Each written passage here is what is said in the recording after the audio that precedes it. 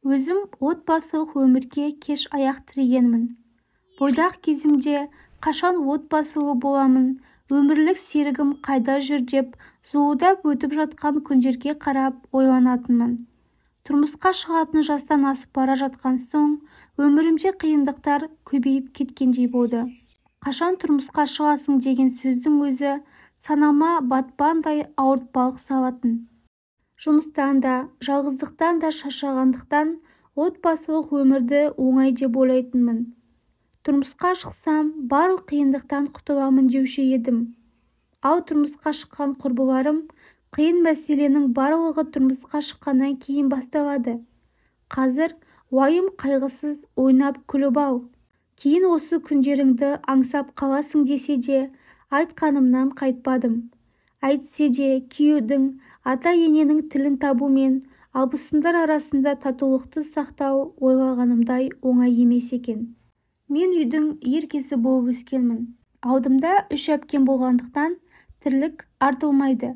Біреуі мені жұмсаса, жұмыс сол қызға қарап қалды ма, істеңдер өздерің деп, анам жалқаулыққа салынып жатқан әпкелеріме ұрсатын.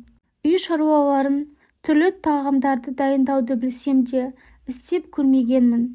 Көзбен ғана жаттап алған болатынмын. Әпкелерім мен анам жұмыс істеп жатқанда мені бос жүрмесін деп ауланы сыпыртып қоятын. Көзімді ашқаннан бері істейтін жұмысым ауланы сыпырсам, ағаларым қоқысын тазалап алады.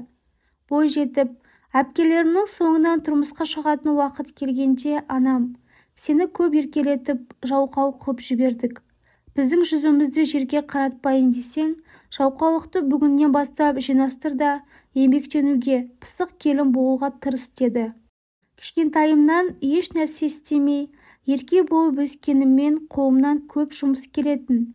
Тек әпкелерім тұрғанда қолымды ешбір затқа тигізбеуші едім. Тұрмысқа шыққаннан кейін ең бірінші көргенім ене мен келін арасындағы кикілжің еді. Оны уақытша деп қабылдадым.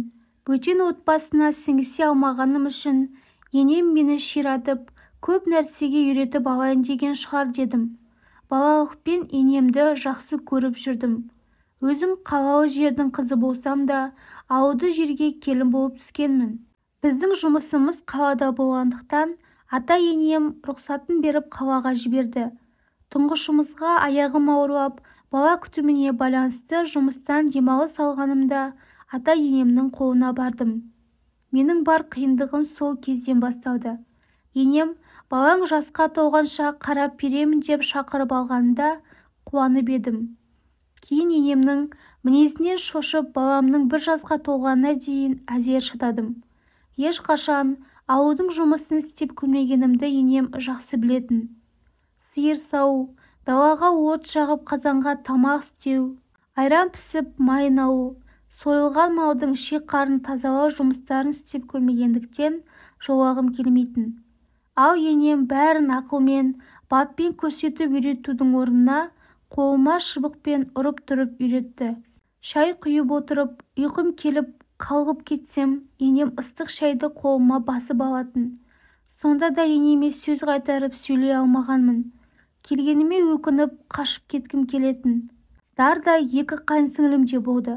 Олар да жанымда жеңгеліп жүріп, көмектесіп, бір жағымнан шығысқан емес. Жаны ашып, мүмкіндік болғанда көмектесіп жүрген абысыным ғана. Ол енемнің мінез-құлқына үйреніп қалған. Енеме ренжіген кездерімде аузыма қақпақ қойып, ақылын айтып отырған осы абысыным еді. Ата-енемнің қолында тұрғанымда күйеуім қалада жұмыс істеп қалған. Бәрімізді көруге ауылға келе қалса, енем, неге келдің? Әйелің мен балаңды алып қалайын деп жатқан жоқпын. Жұмысыңды істе деп қайтарып жіберді. Күйеуім анасына қарсы уәж айта алмайды. Баласын қолына ұстап көтеріп, сағынышын қандырып, әкесімен сөйлесіп алды да жұмысына қайтып кетті. Содан кейін мен Ақтөбеге барғанша ауылға іздеп келмеді. Күйеуім қарындастарынан бөлек әйелім мен балаларыма деп көтеріп әкелген заттарын берген жоқ. Ол келіндерін адам құрлы көрмейтін. Бізге дастархан жасатып, шай тамақты әкелдіреді де, өздері тамақтанып алады. Ал келіндерге басқа жұмыс тауып, жұмсап жібереді. Барлығы тамақтанып болған соң қалған дастарханға абысыным екеуміз отырамыз. Бір жағынан өзімізге де жақсы болды. Енеммен бірге отырғанда жеген асымызды желкемізден шығарады. Адалдықпен тамақтана алмайтынбыз. Енемнің қасында бір жыл тұрамын деп жек көріп кеткенмін. Ешкімге күнім қарамай, еркіндікпен өскен едім. Енемнің қолында тұрғанда қалтамыздағы соңғы тиынымызға дейін қағып алады. Менің жақсы атым шықса, біреу мақтаса, енемнің құлағы тас керең болып қалады. Келіндеріне жақсы атты қимайтын ол, көрінгенге жамандайды да жүреді. Келіндерінің көп қызметі өтіп жатса да білінбейді. Келіндерін ұрып тәрбиелегенше, салақ қыздарына осы бастан жақсы тәрбиеге үйретпеді ме деп ашуланып аламын. Ұятты болса да айтайын. Қайын сіңілерімнің іш киімдеріне дейін мен жуып беріп жүрдім. Мен жоқ кезде бұл абысынымның жұмысы екен. Ішкен жеген тамақтардан босаған ыдыстарды бірінің үстіне бірін жинап қояды. Өз бөлмелеріндегі шаңды да сүртпей, жатқан төсек орнын да жинамайтынын көргенде, менен де жалқау адамының барын білгенмін. Енем қыздарына беріп жатқан тәрбиесіне көңілім толмады. Олар екі келіні былай тұрсын, сол үйдегі ер азаматтардан жасырып, дүкеннен әртүрлі нәрселерді әкеліп тығып жейтін. Екі қызымен бірігіп, келіндеріне күн бермейді. Енем мектеп мұғалімі, қаншама оқушыға тәлім-тәрбие беріп отырған ұстаз еді. Үй шаруаларынан бөлек, енемнің мектептегі бүкіл іс құжат жұмыстарын жазып, оқушылардың шығармаларын тексеріп көмектестім. Мен келгелі, енем мектептегі жұмыстарынан қолы босап қалатын. Сонда да енем еңбегімді бағаламады. Енеммен өткізген бір жыл уақытым 10 жылға созылғандай уақыт өтпей кетті. Күйеуім бір рет іздеп келгенде енем ұрсып қайтарып жіберген еді. Тағы келуге қорқып, мені Ақтөбеде күтіп, жолымды тосып, баласын көруге асығып, күн санаумен болды. Енемнің рұқсатын алып күйеуімнің жанына бара жатқанда да өз-өзіме сенімсіз болып, жолдан қайтарып алмайды ма деген үрей үстінде жүрдім. Енемнен құтылғаныма қуансам да, ауылда қалған абысынымды қимадым. 3 күнде тозаққа да үйренесің деген сөзді ұстанған абысыным, енемнің қисынсыз мінездеріне үйреніп қалғанын айтып, жұбатып қояды.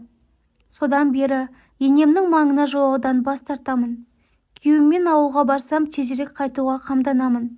Енесіне ренжіген қыз-келіншектердің мұңды хаттарын осыдан кейін жақсы түсіне бастадым.